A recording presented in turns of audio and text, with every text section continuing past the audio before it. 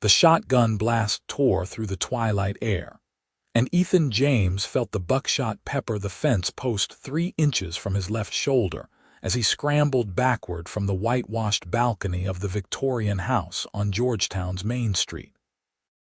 Colonel Raymond Vaughn stood in the window above, smoke curling from both barrels, his face purple with rage beneath his silver mustache as he bellowed words that would make a saloon girl blush.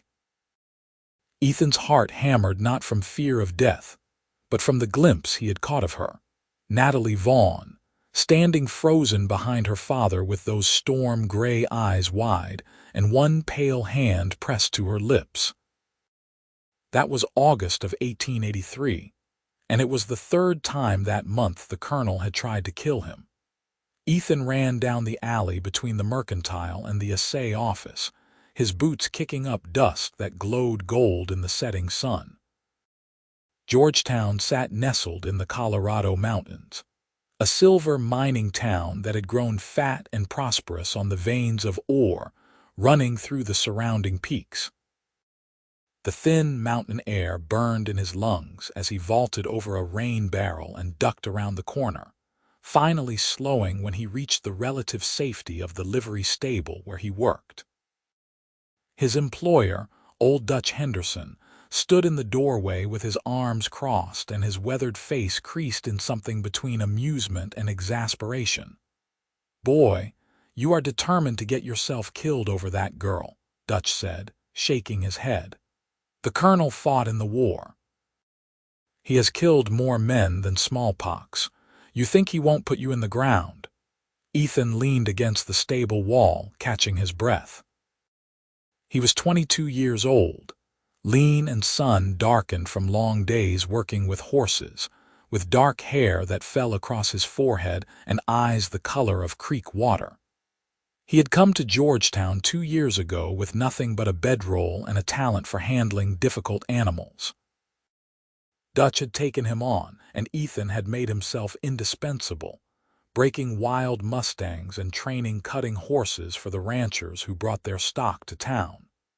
He made decent money, saved most of it, and had dreams of buying his own small ranch someday in one of the valleys below the peaks. Then 6 months ago, Natalie Vaughn had walked into the stable leading her mare, a beautiful Appaloosa that had developed a limp. Ethan had been bent over examining the hoof when he heard her voice, soft and cultured with an Eastern education smoothing her vowels. He had looked up into those gray eyes and felt the world tilt sideways. "You should forget about her," Dutch continued.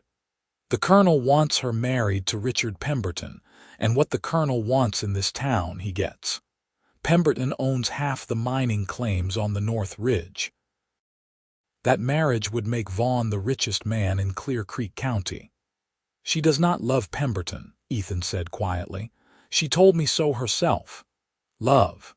Dutch spat into the dirt. "Rich folk do not marry for love, boy. They marry for land and money and social standing. You are a stable hand. You got no business courting a colonel's daughter." But Ethan had already courted her, in the only ways available to a man with his limited resources and her impossible circumstances. They had stolen moments in the Mercantile when her chaperone was distracted. They had exchanged letters, passed through the hands of Natalie's younger brother Thomas, who was 16 and romantic enough to assist his sister's cause. They had even managed one perfect afternoon riding in the foothills above town, where Natalie had worn a simple riding dress instead of her usual elaborate gowns, and they had sat beside a mountain stream talking until the sun began to set, and she realized with panic that she had to get home before her father discovered her absence.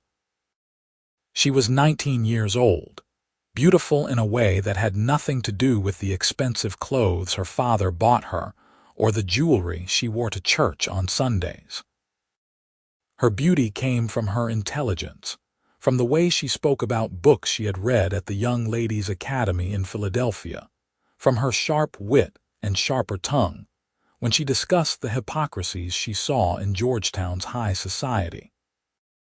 Her mother had died 5 years ago, and since then the colonel had grown increasingly controlling, perhaps from fear of losing his only daughter, perhaps from a desire to cement his social position through her advantageous marriage.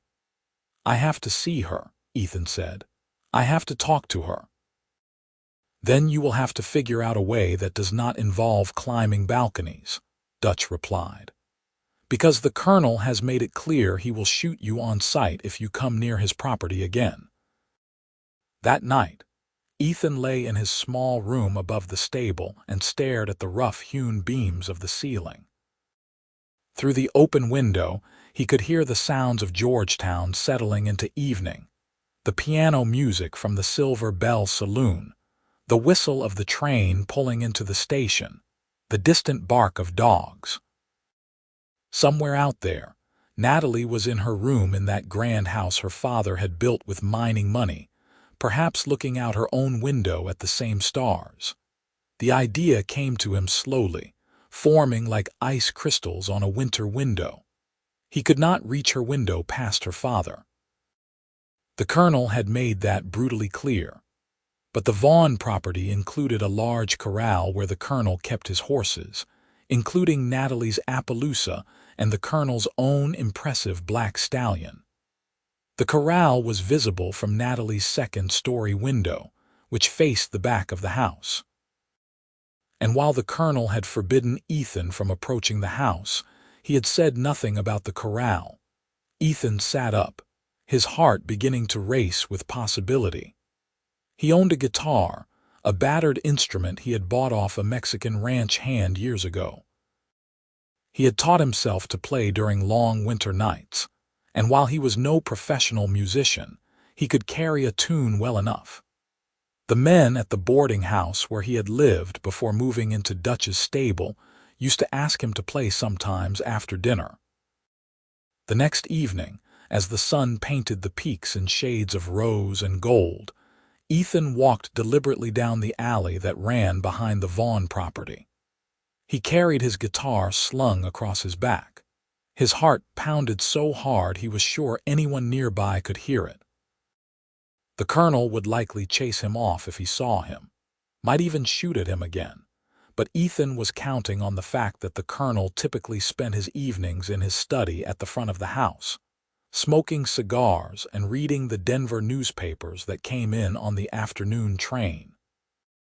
The Vaughn's back fence was painted white, pristine as everything the colonel owned. Beyond it, Ethan could see the corral with its 6 horses standing lazy in the evening heat. Natalie's Appaloosa lifted her head and nickered at him in recognition. He had treated her kindly when she had been in his care, and horses remembered such things. He opened the gate quietly and walked into the corral. The horses shifted but did not spook. They knew him. Ethan positioned himself near the center of the corral where he had a clear view of Natalie's window. The curtains were drawn, a panel of white lace glowing in the lamplight from within. He unslung his guitar, checked the tuning, and began to play. The song was one his mother had sung to him as a child, before the fever took her when he was 12. It was about a soldier going off to war and the girl he left behind, a mournful melody that suited the mountain twilight. His voice was rough, unused to projecting, but he sang anyway, pouring into the words all the longing and frustration of the past 6 months. He was halfway through the second verse when the curtain moved. A hand, pale as moonlight, pulled the lace aside. Then Natalie's face appeared in the window, her eyes wide with shock that transformed rapidly into something else, something that made Ethan's fingers stumble on the strings before he recovered and kept playing. She pressed her palm against the glass. He could not read her lips from this distance, but he saw them move. She disappeared from the window, and for a terrible moment he thought she had gone to alert her father. Then she reappeared, throwing open the window despite the warm evening.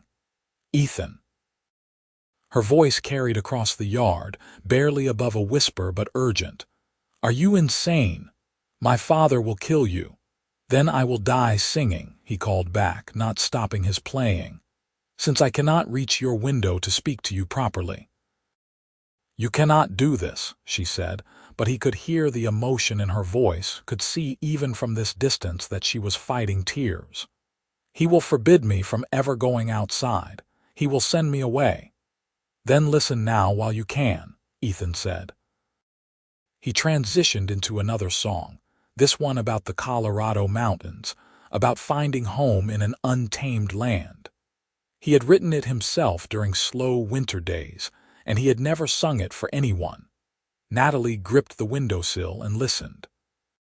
Behind her, Ethan could see the glow of lamps in her room, the shadow of furniture, the edge of what looked like a bookshelf. It was the closest he had been to her private world, the room where she slept and dreamed and read the books she loved. He sang 3 more songs before he heard the back door of the house slam open. The Colonel stood on the porch, still in his vest and shirt sleeves, his face mottled with fury. But he did not have his shotgun, and Ethan realized the man had been caught off guard, had reacted to the sound of music before thinking to arm himself. "You," the Colonel roared, "get off my property this instant, or I will have the sheriff arrest you for trespassing." "I am in your corral, sir," Ethan called back, still holding his guitar. "I am not near your house. I am simply playing music for your horses. They appreciate it. Gentles them." The Colonel's face went from red to nearly purple. "You are playing for my daughter, you insolent whelp." "Do you think I am an idiot?" "I am playing for anyone who wants to listen," Ethan said. He bowed formally, first to the Colonel, then, more deeply, to Natalie still watching from her window. Then he walked out of the corral, through the gate, and into the alley before the Colonel could decide whether to chase him or fetch his gun. His hands were shaking as he made his way back to the stable, but his heart felt lighter than it had in weeks. He had seen her face. He had sung to her. And she had listened. Dutch was waiting for him in the stable, holding a telegram. "This came for you earlier," he said, handing it over. "Also, you are a damn fool." Ethan grinned and opened the telegram. It was from his uncle in Denver, his mother's brother, whom Ethan had written to weeks ago inquiring about work opportunities in the capital. The response was encouraging. His uncle's freight company was expanding and could use a man with Ethan's skills with horses. The pay was better than what he made in Georgetown. Denver had opportunities, room for a young man to build something substantial, but Denver was 3 days' ride from Georgetown. It might as well be the moon if it meant leaving Natalie behind. He went to the corral at the Vaughn property the next evening, and the evening after that. He sang different songs each time, some sad, some hopeful, one comic ballad about a cowboy and a stubborn mule that made Natalie laugh, her hand covering her mouth as if to hold the sound in. The Colonel came out twice more to shout at him, but Ethan was always careful to position himself where he was clearly tending to the horses, brushing them down or checking their hooves, the guitar just an incidental accompaniment to his work. On the 4th evening, when Ethan arrived at the corral, he found young Thomas Vaughn waiting for him. The boy was tall for 16, with his sister's gray eyes and a serious expression. "She wants to see you properly," Thomas said without preamble. "To talk, not just listen to songs." Ethan's heart leaped. "When? How?" "Sunday. There is a church social after services. Father will be occupied talking with the mining investors from Denver who are coming to town." Natalie convinced him to let her help serve refreshments. "She can slip away for a few minutes if you meet her in the church garden, behind the rectory where the rosebushes grow." "Why are you helping us?" Ethan asked. Thomas shrugged. "Because Richard Pemberton is a pompous ass who treats everyone like servants, including Natalie. And because I have seen how miserable she has been since Father forbade her from seeing you. She is my sister. I want her to be happy." He paused. Also, she promised me her entire collection of dime novels if I helped, and those are exciting. Ethan clasped the boy's shoulder gratefully. Thank you. Do not make me regret this, Thomas said. If Father finds out I helped, he will probably send me to military academy back east. Just promise me you actually care about her, that this is not some game. I love her, Ethan said simply. I want to marry her. Thomas studied him for a long moment, then nodded. Sunday, after the social starts, she will wear a yellow dress.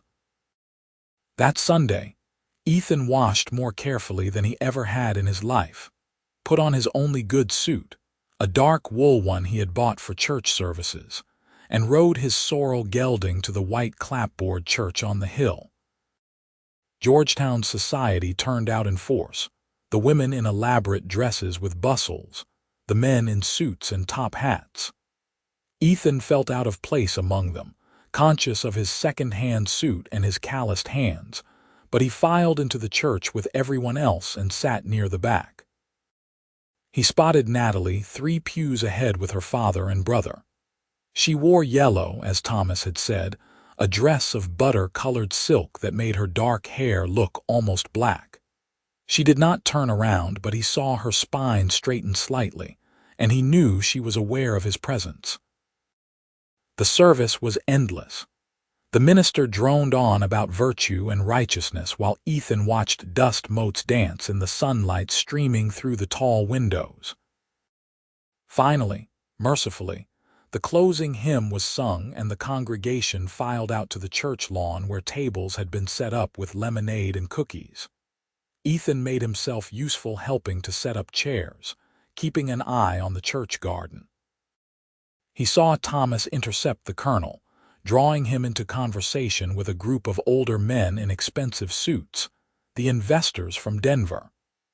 Natalie moved among the guests with a silver tray of lemonade glasses, playing the perfect hostess. Then, smoothly, she set down the tray and drifted toward the side of the building. Ethan counted to 30, then followed. The church garden was a small oasis of green in the dusty town, maintained by the minister's wife who had a passion for roses.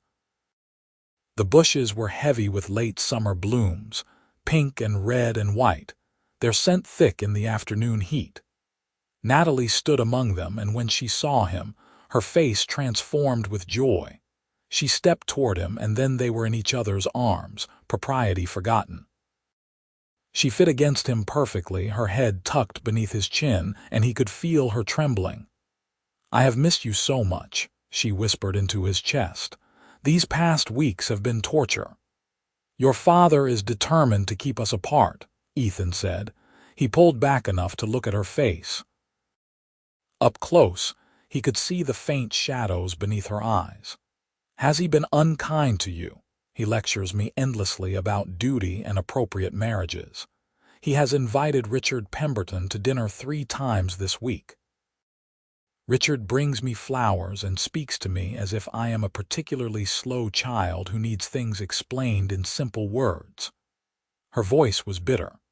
"Father says I am being selfish and foolish, that I do not understand the realities of the world.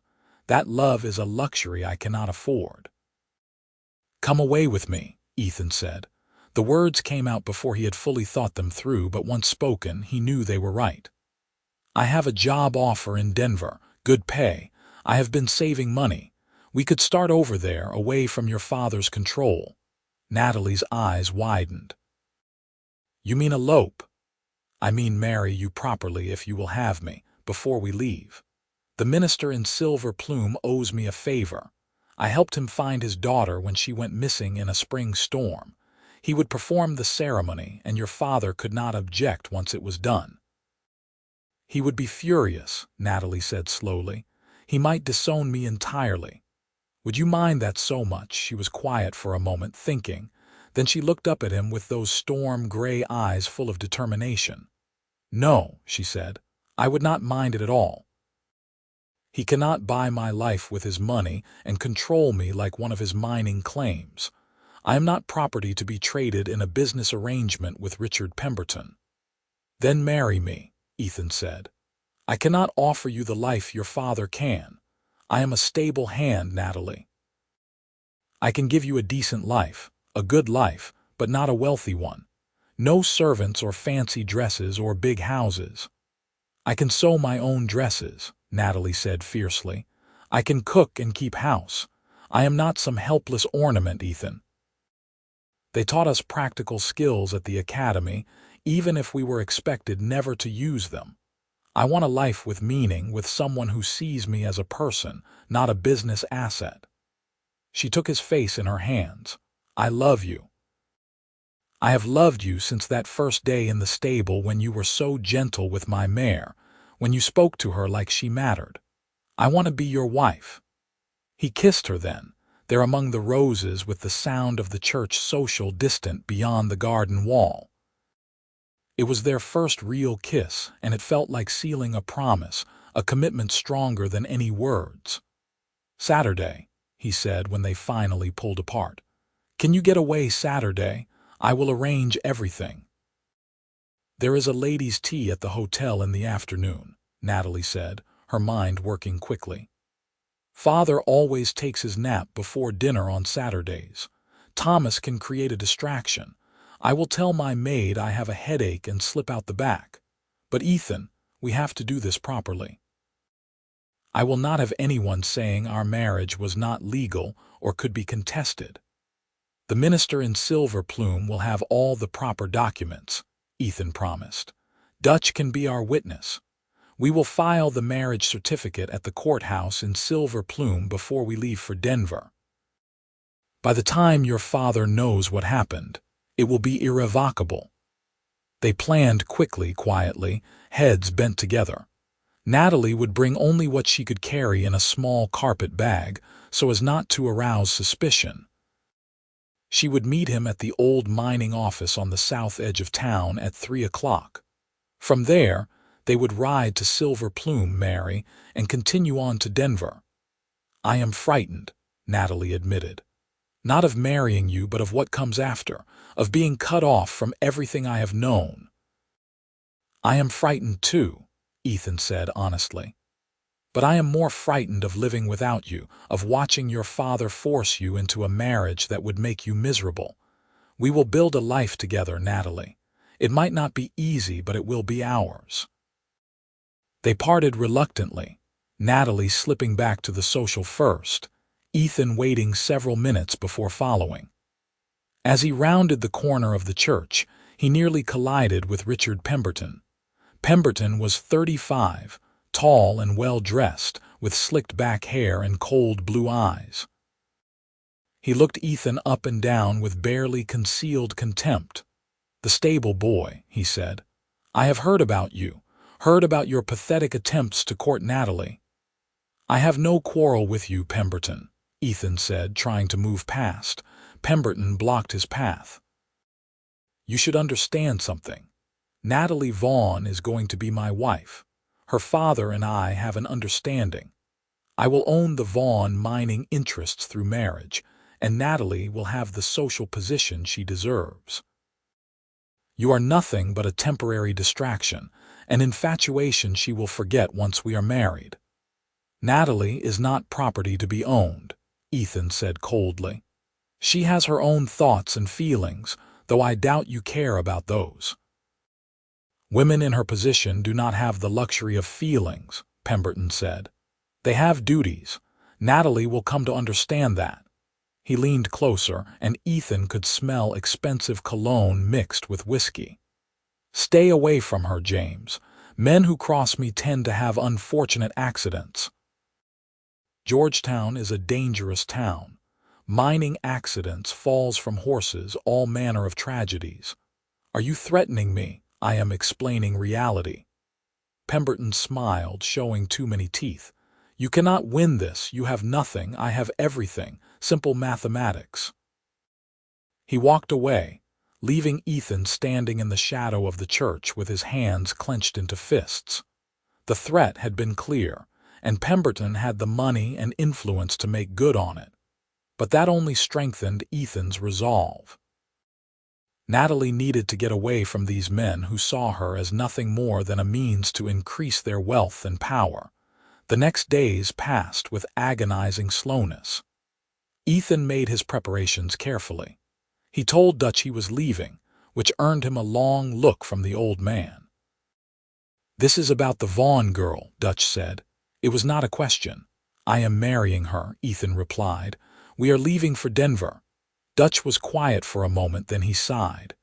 "You are going to make an enemy of the Colonel. That is dangerous, boy. I know, but I love her and she loves me. I cannot walk away from that."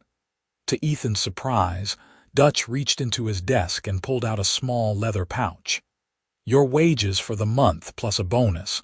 Consider it a wedding gift. You have been a good worker, Ethan. I hope you know what you are doing." "Thank you," Ethan said, genuinely moved. "Thank you for everything."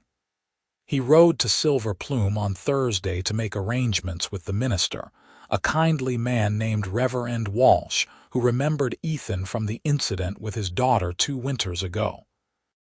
"I will perform the ceremony," Reverend Walsh said, "but you understand this will cause significant trouble with Colonel Vaughn." "I understand. But Natalie wants this, and she is of legal age to marry without her father's permission. Everything will be done properly." "Very well.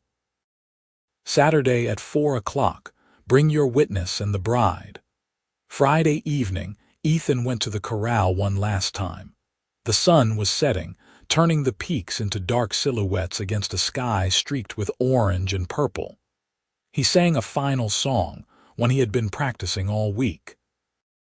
It was about promises and forever, about building a home in wild country, about love stronger than mountains. Natalie appeared at her window as always, but this time she pressed both hands against the glass in a gesture that looked like blessing or farewell. He could not see if she was crying, but he suspected she was. Tomorrow would change everything for both of them. Saturday dawned clear and warm, another perfect late summer day in the high country.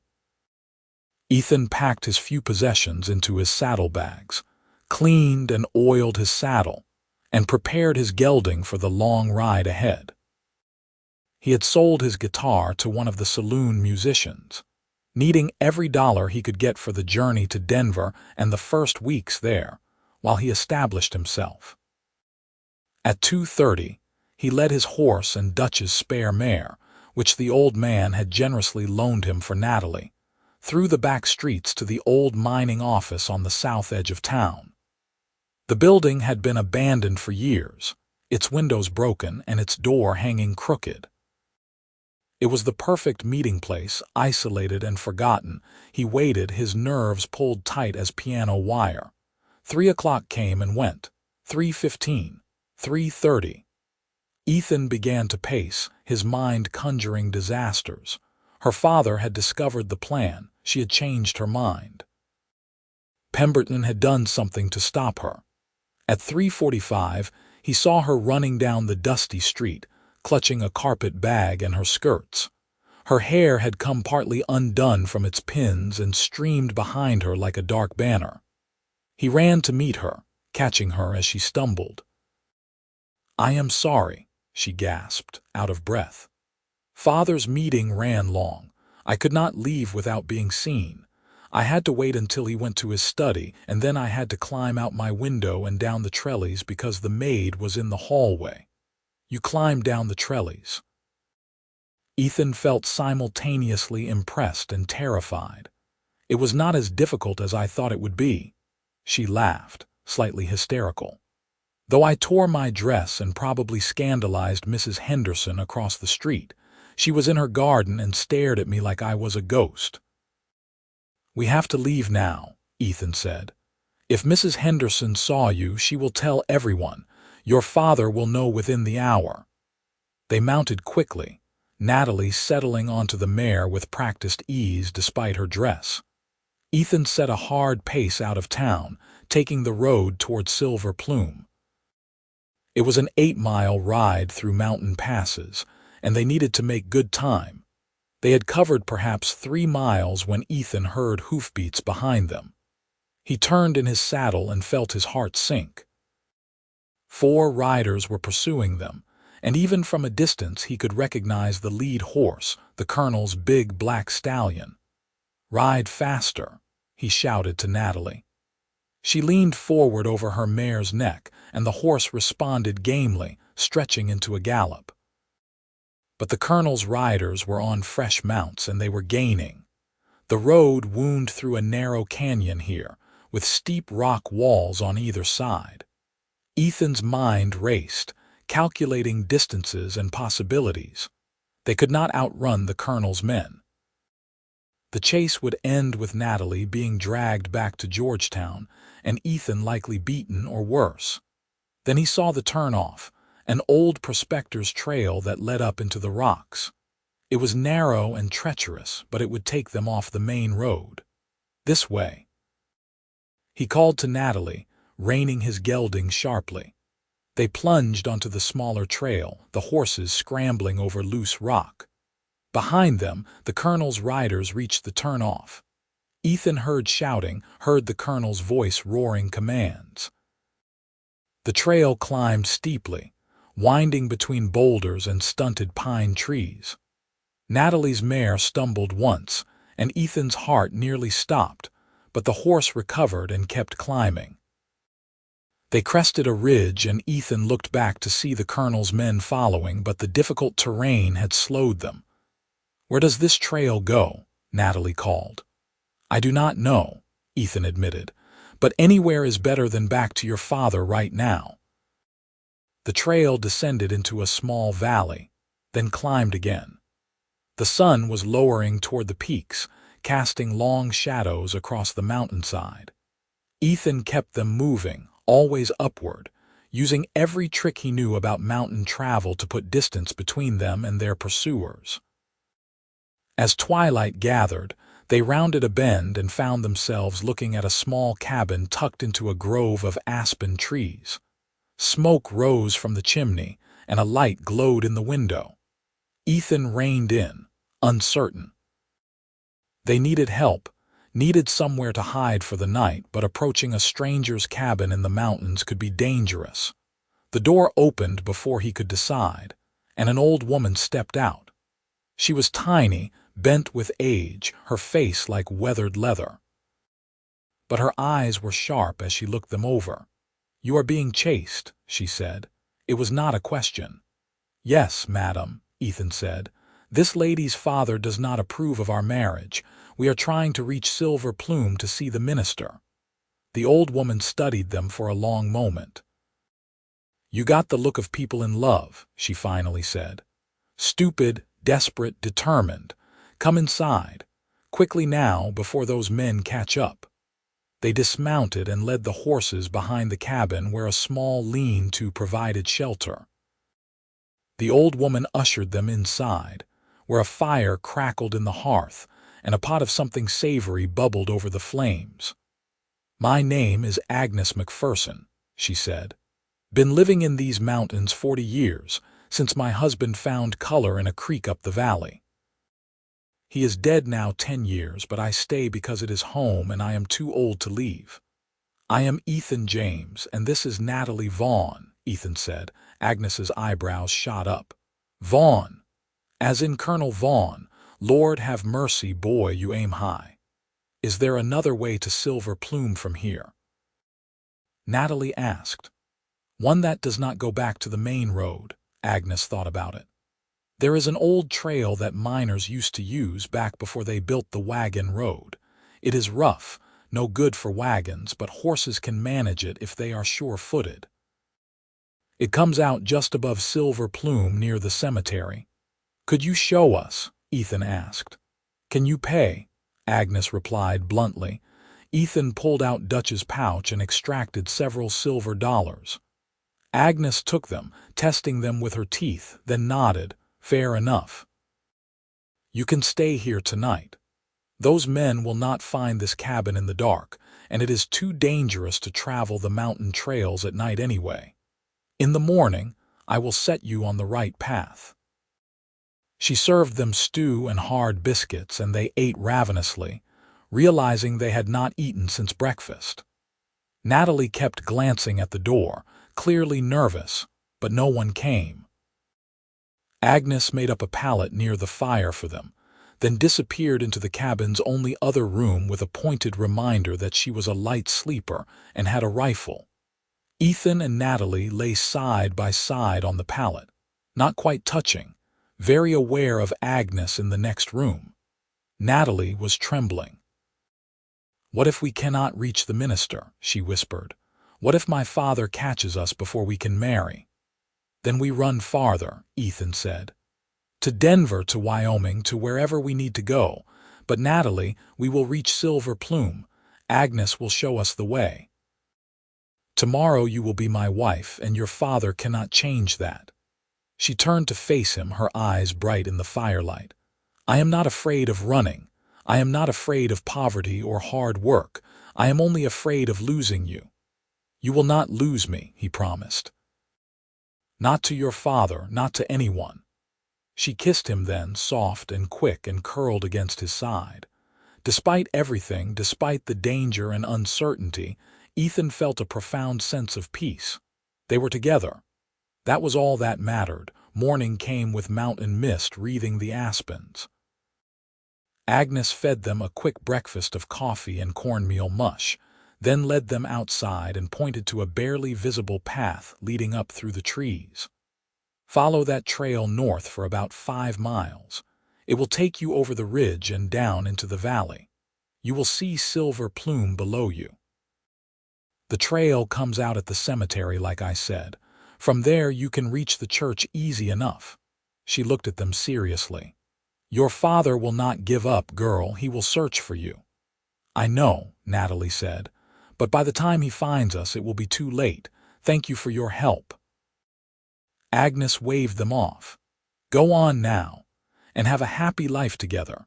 Lord knows there is little enough happiness in this world." The trail was as rough as she had warned, winding through dense forest and across rocky slopes where the horses had to pick their way carefully. But it took them where they needed to go, and by mid-morning they could see Silver Plume spread out below them, a smaller mining town than Georgetown, tucked into a narrow valley. They reached the church at noon. Reverend Walsh was waiting, as promised, along with his wife to serve as the second witness. The ceremony was simple and quick, performed in the small church with sunlight streaming through plain glass windows. Ethan spoke his vows clearly, his eyes never leaving Natalie's face. She repeated hers in a strong voice. No hesitation, no doubt. When the Reverend pronounced them husband and wife, Ethan kissed her properly for the first time without worrying about who might see or what her father might do. She was his wife now, legally and irrevocably. They signed the marriage certificate, which Reverend Walsh promised to file at the courthouse immediately. "I will make sure this is recorded properly," he said. "No one will be able to say this marriage is not legal." As they prepared to leave, riding toward the road that would take them to Denver, a rider came galloping into town from the direction of Georgetown. It was Thomas Vaughn, his young face flushed and anxious. "Natalie," he called, reining his horse hard. "Father is coming." "He left Georgetown an hour ago with Pemberton and 6 men. They know you came this way." "We just married," Natalie said. "It is done, Thomas." The boy's face broke into a grin. "Good, congratulations. Now you need to leave immediately. Father is in a rage like I have never seen. He swore he would drag you back home if he had to hogtie you." "Come with us," Natalie said suddenly. "Thomas, come to Denver. You do not have to go back to him." Thomas looked tempted for a moment, then shook his head. "Someone needs to stay and face him, and I have 3 more years until I am of age. But I will be fine. He cannot force me into anything the way he tried with you." He reached out and squeezed his sister's hand. "Be happy, Natalie. Write to me when you can." "I will," she promised, tears on her cheeks. "I love you, little brother. I love you too. Now go. They rode hard out of Silver Plume, taking the road east toward Denver.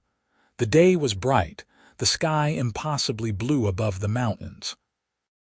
Behind them, somewhere on the road from Georgetown, the colonel and his men were riding toward Silver Plume. But they were too late. The marriage was done, recorded, legal. Natalie was Ethan's wife.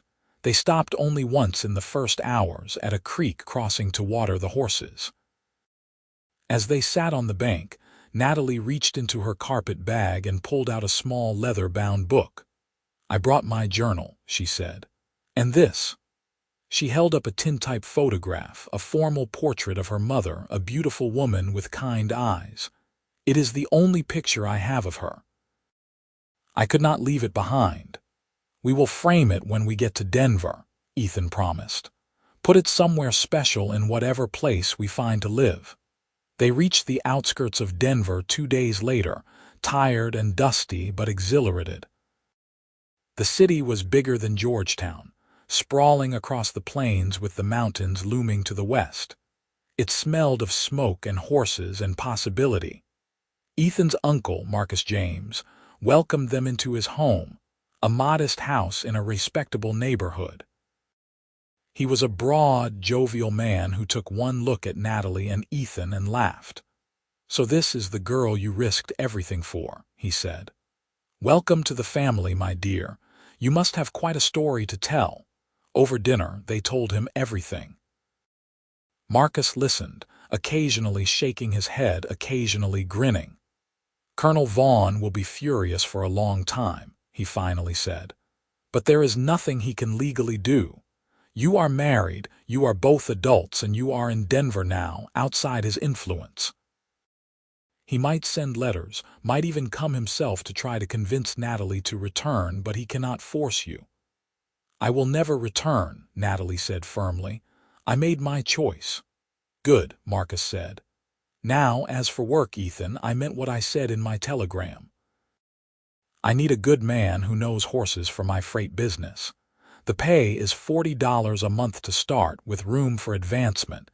You can stay here with us until you find your own place." "We will find our own place as soon as we can," Ethan said. "We do not want to impose." "Nonsense. You are family." Marcus turned to Natalie. "And you, my dear, what are your plans? I know you came from wealth. This will be quite an adjustment." "I can teach," Natalie said. "I had an excellent education. There must be schools in Denver that need teachers." "Actually," Marcus's wife Catherine interjected, "I heard just yesterday that the new school on Curtis Street is looking for a teacher for their older students. The woman they hired moved back east. If you are serious, I can introduce you to the headmistress." "I am very serious," Natalie said. Within a week, they had both secured their positions. Ethan started work at his uncle's freight company, and Natalie was hired to teach literature and history to students aged 12 to 16. They found a small house to rent not far from Marcus's place, a 2-room cottage that was nothing like the grand Vaughn home in Georgetown but felt like paradise because it was theirs. They furnished it slowly with things from second-hand shops, and Natalie hung curtains she sewed herself. She planted a small garden in the patch of dirt behind the house, and Ethan built her a bookshelf for the volumes she had brought with her, and the new ones she began to acquire. The letter from Colonel Vaughn arrived 3 weeks after they settled in Denver. Natalie read it with trembling hands, then handed it to Ethan without a word. It was full of recriminations and accusations, calling Ethan a fortune hunter and a scoundrel, calling Natalie ungrateful and foolish. It demanded she return home immediately, promising that he would forgive her lapse in judgment if she annulled the marriage and returned to Georgetown. "He still thinks he can control you," Ethan said, crumpling the letter. "He still thinks you will obey if he just orders you firmly enough." "Write back to him," Natalie said quietly. "Tell him I am happy. Tell him I am teaching and building a life with my husband, and that I have no intention of ever returning. Tell him I hope someday he can accept my choice, but that I will not sacrifice my happiness for his business arrangements." Ethan wrote the letter, and Natalie signed it. They never received a response. Thomas wrote regularly, though, long letters full of news from Georgetown and assurances that he was well. He reported that Pemberton had been furious when he learned of the marriage, that he had ranted about legal action, before finally giving up and turning his attention to courting a mining heiress from Leadville. The colonel had grown quiet and withdrawn, Thomas wrote, spending most of his time in his study or at his office. "He is heartbroken," Natalie said after reading one of these letters. "I hurt him badly by leaving." "He hurt you badly by trying to control your life," Ethan replied gently. "You made the right choice, Natalie. You had the right to choose your own path." "I know," she said, "but I can still feel sad that it had to be this way." As summer turned to autumn and then to winter, they settled into their new life. Ethan proved himself valuable at the freight company, and Marcus began giving him more responsibility, eventually promoting him to oversee all the horse operations. Natalie's students adored her, and the headmistress praised her teaching methods and offered her a permanent position. They made friends among their neighbors, other young couples starting out. They attended church on Sundays and went to town socials. Sometimes Ethan would borrow his uncle's guitar and play for Natalie in their little house, and she would remember those evenings in Georgetown when he had sung to her from the Corral, and everything had seemed impossible. In early spring, Natalie began feeling unwell in the mornings. The doctor confirmed what they had both suspected and hoped for. She was expecting a baby, due in late autumn. "I want to tell Thomas," she said, clutching the doctor's confirmation. "I want my brother to know he is going to be an uncle." She wrote to Thomas, and his response was jubilant. He also reported, somewhat cautiously, that the colonel had asked about her when he read Thomas's letters, had asked if she was well. "Maybe he is softening," Ethan suggested. "Maybe time and distance are helping him accept what happened." But Natalie was not ready to reach out to her father, not yet. The wound was still too fresh, the hurt too deep on both sides. Their daughter was born in October of 1884, during an early snowstorm that blanketed Denver in white. She was perfect, with Natalie's dark hair and Ethan's green eyes, and they named her Eliza Rose. Natalie's students sent flowers and gifts, and Marcus and Catherine acted as doting grandparents. When Eliza was 2 weeks old, a telegram arrived from Thomas. It was brief and devastating. "Father suffered apoplexy. Please come tea." They made the journey back to Georgetown, Natalie holding baby Eliza wrapped in blankets, both of them terrified of what they would find. The colonel was not dead, but he was much diminished, confined to his bed with one side of his body paralyzed and his speech slurred. Thomas met them at the door of the big house, looking exhausted and relieved. "He asked for you," Thomas told Natalie. "In the days before the apoplexy, he kept talking about you, saying he had been too harsh. The doctor says the stress and anger might have contributed to his condition." Natalie went upstairs to her father's room, leaving Eliza with Ethan. When she emerged an hour later, she was crying, but her face looked lighter somehow, as if a burden had been lifted. "What did he say?" Ethan asked. "He apologized," Natalie said, wonder in her voice. "He said he had been wrong to try to force me into a marriage I did not want, wrong to put business concerns ahead of my happiness. He said he had been so angry at losing Mother that he had held on too tightly to me, tried to control everything because he was afraid of losing me too." She wiped her eyes. "He asked to meet his granddaughter." They brought Eliza into the colonel's room, and the old man's face transformed when he saw the baby. He could not hold her properly with his weakened arm, so Natalie placed her carefully beside him on the bed. He touched her tiny hand with his good one and said something that sounded like beautiful. "Her name is Eliza Rose," Natalie told him. "Rose was my mother's middle name." The colonel's eyes filled with tears. They stayed in Georgetown for a week, and in that time, the colonel and Ethan had several conversations.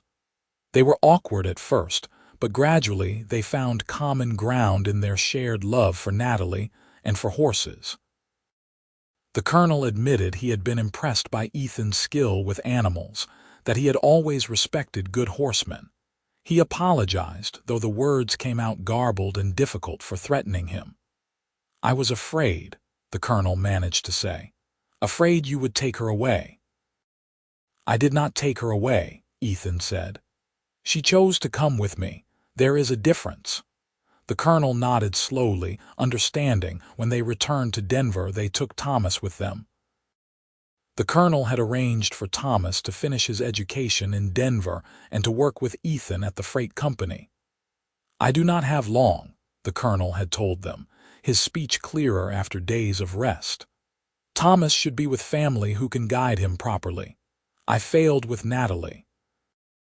I will not fail with him." The colonel lived for another year, cared for by nurses in Georgetown. Natalie and Ethan made the trip to see him several times, bringing Eliza each time. The colonel delighted in his granddaughter, and in his final weeks, he changed his will to leave Natalie a substantial inheritance, along with a letter expressing his regret for the years of estrangement and his pride in the life she had built. By the time of the colonel's funeral in the autumn of 1885, Natalie was expecting their second child. They stood together in the Georgetown cemetery, watching as the colonel was laid to rest beside his beloved wife, and Natalie felt a complicated mix of grief and relief and forgiveness. Life went on. Ethan eventually became a partner in his uncle's freight business, and they moved into a larger house with room for their growing family. Their son, Matthew, was born in 1886, followed by another daughter, Clara, in 1888. Thomas flourished in Denver, eventually marrying a schoolteacher friend of Natalie's and taking over management of the freight company when Marcus retired. Natalie continued teaching for several years, becoming headmistress of the school, before finally retiring when Clara was born. But she never stopped reading and learning, and her house was always full of books and lively conversation. On their 10th wedding anniversary, Ethan surprised her by taking her back to Georgetown. The town had changed little, still thriving on silver mining, though everyone predicted the boom would not last forever. They stayed at the hotel rather than at the Vaughn house, which Thomas had sold. On their last evening there, as the sun set over the mountains, Ethan led Natalie to the old corral behind what had been her father's house. It was empty now, the horses sold along with the property. "This is where it all began," he said. "Right here when I stood in this corral and sang because I could not reach your window. You reached me anyway," Natalie said, leaning against him. "Not through my window, but through my heart." "I was so scared," Ethan admitted. "Scared your father would kill me, scared I would lose you, scared I could not give you the life you deserved." "You gave me the life I wanted," Natalie corrected. "A life with meaning and love and partnership. You gave me respect and freedom and trust. That was worth more than any amount of money or social position." She turned to face him. "Do you remember the first song you sang to me here, the one about the soldier and the girl he left behind? Sing it for me now," she said. So there in the empty corral, as the stars began to appear in the darkening sky, Ethan sang to his wife the same song he had sung when she was still Natalie Vaughn, trapped in her father's house. But this time there was no barrier between them, no angry father or social divide. This time she stood beside him, her hand in his, and joined her voice with his on the chorus. They returned to Denver the next day, to their children and their home and their life together. Ethan continued to work with horses, eventually opening his own stable and breeding operation. Natalie wrote articles for Denver newspapers about education and women's rights, becoming known as a thoughtful voice for progress. Their children grew strong and happy, carrying forward the lessons their parents had taught them about courage and love and choosing your own path. Years later, when their grandchildren would ask how they met, Natalie and Ethan would smile at each other and begin the story the same way every time. There was a corral and a window and a cowboy who sang. And then they would tell the tale of a love that defied expectations, of a choice made in courage, of a life built together in the wild Colorado mountains. They would tell of obstacles overcome and forgiveness granted, of families torn apart and stitched back together in new configurations. They would tell of a father who learned too late to let go, and a daughter who learned to claim her own destiny. And at the end, when the grandchildren asked if it was all true, Ethan and Natalie would nod and say yes, every word of it. Because some stories, the ones that matter most, are built not on fantasy, but on the choices real people make when faced with impossible situations. Their story was one of those. A story of love and courage, of singing in a corral because you cannot reach the window, of building a life together against all odds. It was their story, and it was true. And they lived it fully, gratefully together, for all the long and happy years that followed that first evening when a cowboy stood among the horses and sang to a girl trapped behind glass and propriety. From that unlikely beginning came a legacy of love that stretched across generations, proof that sometimes the greatest acts of courage come not from violence or grand gestures, but from the simple decision to choose love over duty, partnership over possession, and freedom over fear. Their house in Denver became a gathering place for friends and family, always warm and welcoming, always filled with the sound of voices and laughter. They grew old together gracefully, silver threading through their dark hair, laugh lines deepening around their eyes. On evenings when the mountains turned purple against the sunset, they would sit on their porch and hold hands, comfortable in the silence that comes when two people know each other completely.